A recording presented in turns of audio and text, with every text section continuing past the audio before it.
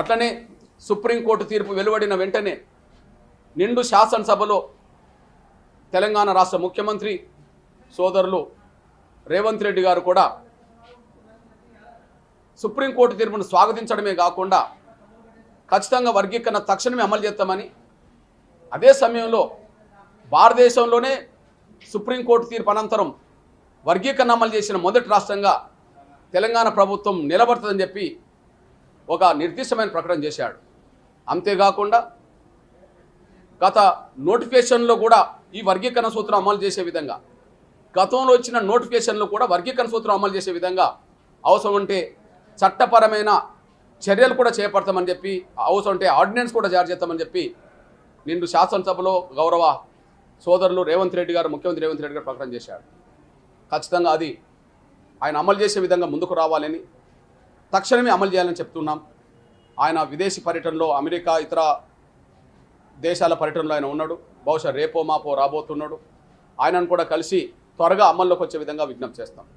అట్లనే తమిళనాడులో 18% ఎస్సీ రిజర్వేషన్లు, 3% ఇప్పటికే అరుంధతీయులకు వర్గీకరణ అమలు చేసే విధంగా గౌరవ ప్రస్తుత తమిళనాడు ముఖ్యమంత్రి స్టాలిన్ గారి తండ్రి గారైన పెద్దలు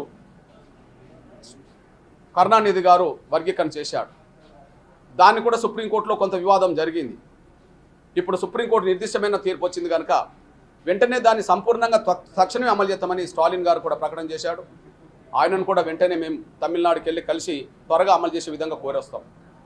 4వది, కర్ణాటకలో కూడా ఎస్సీ వర్గీకరణ విషయంలో సిద్ధరామయ్య గారు కూడా సుప్రీంకోర్టు తీర్పును స్వాగతించాడు. కర్ణాటక ముఖ్యమంత్రి ఆయనను కూడా మా పెద్దలందరినీ తీసుకెళ్లి కలిసి త్వరగా అమల్లోకి వచ్చే విధంగా ముందుకు సాగుతాం. అట్లనే దక్షిణాదిలో ముందు వర్గీకరణను అమలు చేయించుకోవడం జరుగుతూనే ఉత్తరాదిలో ఎక్కడెక్కడనైతే ఈ డిమాండ్లు ఉన్నాయో, ఎక్కడెక్కడనైతే ఈ డిమాండ్లు సాధన కోసం ఉద్యమాలు జరిగినాయో, ఎక్కడెక్కడనైతే ప్రభుత్వాలు గతంలో నిర్ణయం తీసుకున్నాయో ఆ ప్రభుత్వాలను కూడా కలుస్తాం.